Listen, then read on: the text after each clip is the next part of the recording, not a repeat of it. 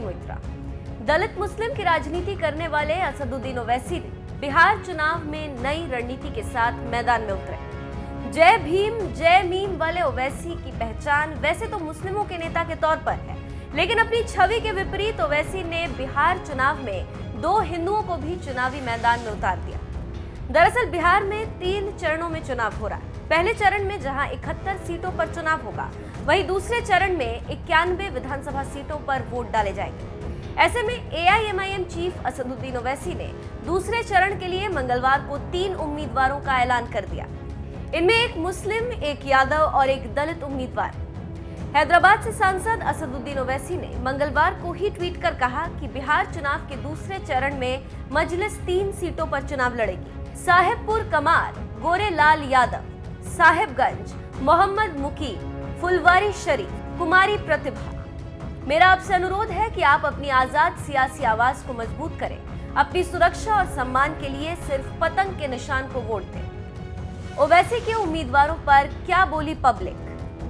ओवैसी ने यादव, दलित और मुस्लिम को टिकट दिया तो सोशल मीडिया पर भी उनके इस फैसले पर तरह तरह की प्रतिक्रियाएं देखने को मिली। प्रेम गांधी नाम के ट्विटर यूजर ने लिखा, असदुद्दीन ओवैसी साहब को मैं दिल से आभार प्रकट करना चाहता हूं। उन्होंने हमारे विधानसभा क्षेत्र में एक योग्य न्याय पुरुष को टिकट देने का काम किया।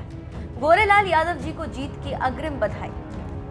तौसीफ अयूबी ने लिखा, क्या 2 के माथे पर लिखा हुआ है कि बीजेपी या जदयू ज्वाइन नहीं करेंगे? मोहम्मद शाहिद ने ओवैसी को वोट कटुआ बता दिया। अमीन मेमन ने लिखा, कुछ सीटें जीतकर क्या करोगे? करना ही है तो कांग्रेस और लालू जी की पार्टी को मदद करो, भाजपा को लाभ पहुंचाना बंद करो। मोहम्मद कमरुद्दीन ने लिखा, ये तीनों सीट कंफर्म एनडीए जीत जाएगी। ये वोट कटवा सिर्फ वोट काटने के लिए चुनाव में आता है।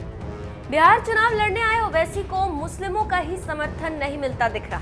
लोग उन्हें वोट कटवा के तौर पर देख रहे हैं, लेकिन बिहार की सियासी प्रयोगशाला में ओवैसी ने यादव, मुस्लिम, दलित का जो समीकरण बनाने की कोशिश की, वो एक तरह से आरजेडी के एमवाई समीकरण में सेंधमारी ही, क्योंकि आरजेडी मुस्लिम यादव यानी माई समीकरण से ही चुनाव लड़ती रही। अगर मुस्लिम ओवैसी की तरफ चले गए और Yadav vote bank Owaisi RJD के बीच बंट गए, तो इससे लालू की आरजेडी को जहां नुकसान उठाना पड़ सकता है, तो वहीं बीजेपी या एनडीए के उम्मीदवार को फायदा मिल सकता है। ओवैसी ने सोची समझी रणनीति के तहत ही बिहार की 50 सीटों पर चुनाव लड़ने का फैसला किया। इसके लिए उन्होंने मायावती की बीएसपी से भी गठबंधन करने से गुरेज नहीं किया। ऐसे में अगर ओवैसी की पार्टी को 50 में से ज्यादा सीटों पर जीत मिलती है, तो ये भी हो सकता है कि मजलिस किंग मेकर की भूमिका में ना आ जाए। ऐसे में तमाम सियासी पंडितों की नजर 3 चरणों के चुनाव खत्म होने के बाद 10 नवंबर को आने वाले चुनावी परिणाम पर ही होगी कि ओवैसी, मायावती, उपेंद्र कुशवाहा का गठबंधन कितनी सीटें जीतकर आता है।